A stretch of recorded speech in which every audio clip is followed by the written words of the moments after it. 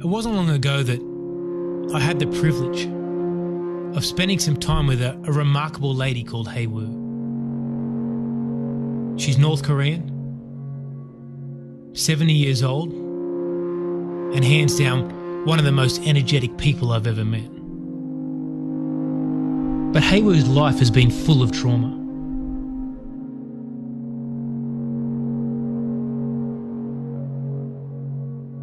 In 1997, in the midst of a great famine in North Korea, Hea Woo's daughter, in her mid-20s, starved to death in her own home. Hea Woo's husband escaped to China. He found God. But sadly, he was caught by the secret police. And 6 months later, he died in a North Korean prison camp. Hea Woo said to me, "I was shocked to hear that my husband had become a Christian.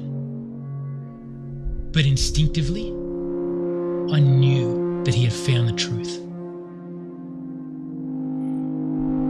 It wasn't too long after this that Hea Woo herself escaped to China, and like her husband, through a series of events, became a Christian. Hea Woo was caught by the secret police.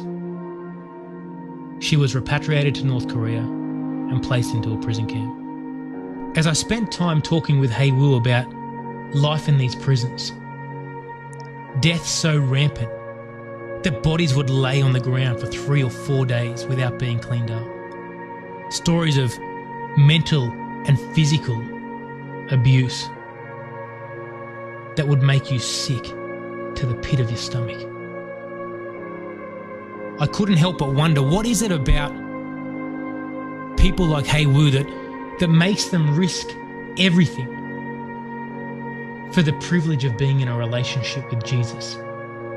But more than that, what would I risk for the same privilege? You see, in the middle of one of the darkest places on earth, Hea Woo chooses to do something so radical, so dangerous, and so Christ-like. She said to me that in the middle of this prison, God gave her a heart to evangelize, to tell my fellow prisoners about Jesus. And so right here in the middle of a North Korean labor camp, a secret fellowship,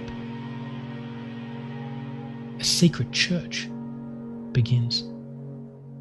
You know, I was recently asked one of those questions that stays with you for weeks, one of those questions that kind of reverberates around your mind and captures your every thought. You see, someone asked me, if Jesus Christ walked the earth today, would you follow him?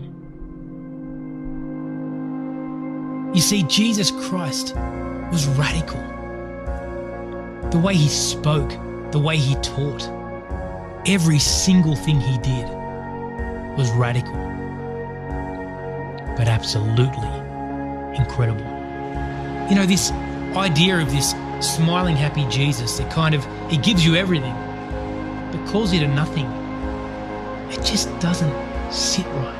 It's stories like Hea Woo and other people who are regularly persecuted for their faith that brings a perspective unlike anything else. People who obediently, selflessly, and courageously follow Jesus.